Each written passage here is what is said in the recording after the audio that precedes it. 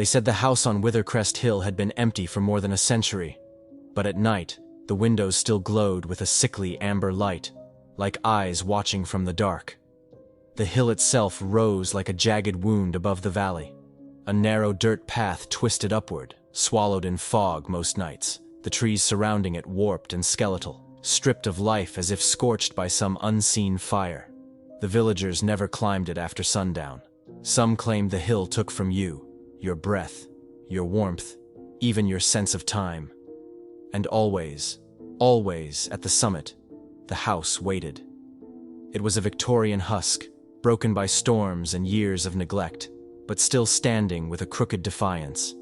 Its roof sagged, chimneys leaned like snapped bones, and its windows were cracked and dark by day. But by night, they glowed. Not brightly, not warmly, but with a dim amber haze, as though something inside was smoldering, pulsing like embers of a fire that refused to die. From the outside, the house seemed too large for the hilltop, its angles unnatural, as if it had grown rather than been built.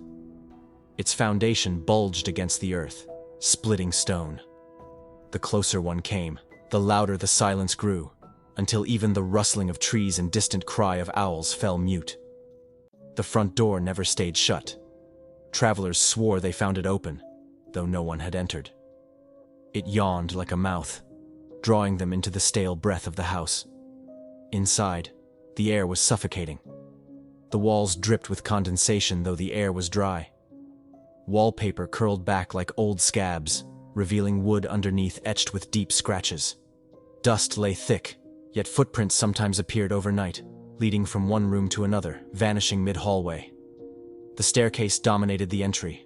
Once grand, its steps were warped and broken, the banister splintered.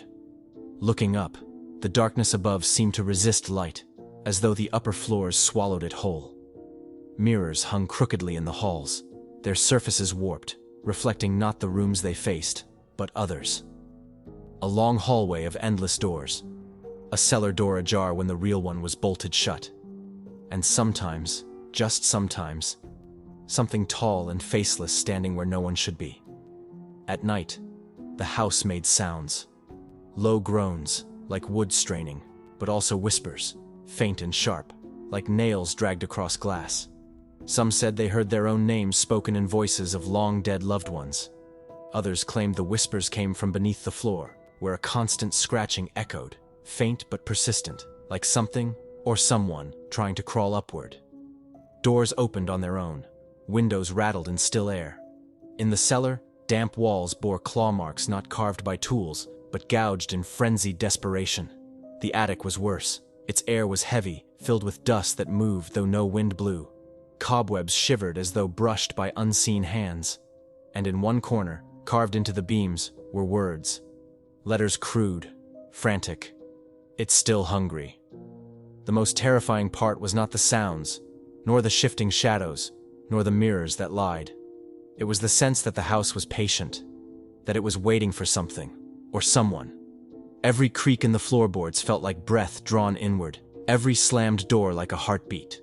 Locals who dared to step inside swore the house changed around them.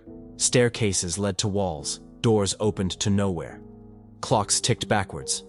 A man once claimed he walked down a hallway for hours, only to find himself back at the front door with his lantern burned low, though he remembered turning no corners. And when he stepped outside, the hilltop had changed. The path down gone, the forest leaning closer, branches like hands reaching to push him back inside.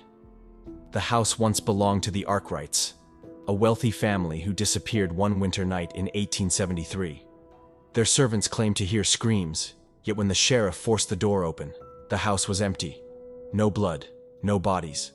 Only claw marks up the walls, on the ceilings, as though the family had tried to climb away from something that came up from below. In the nursery, the cradle still rocked. They say if you stand on the hill at midnight, staring up at the windows, you'll see movement. Curtains parting though no one is there. Figures flickering from room to room. A face watching from the attic window, mouth open in a silent scream. But the worst comes when you enter. Because once you step past the threshold, the house breathes again. The doors slam. The air thickens. The whispers begin. And then you realize the glow in the windows is not light, it is fire. Fire smoldering in the walls, in the floors, in the very bones of the house. It never burns out because it is not flame at all. It is hunger. And once you are inside, the house no longer waits.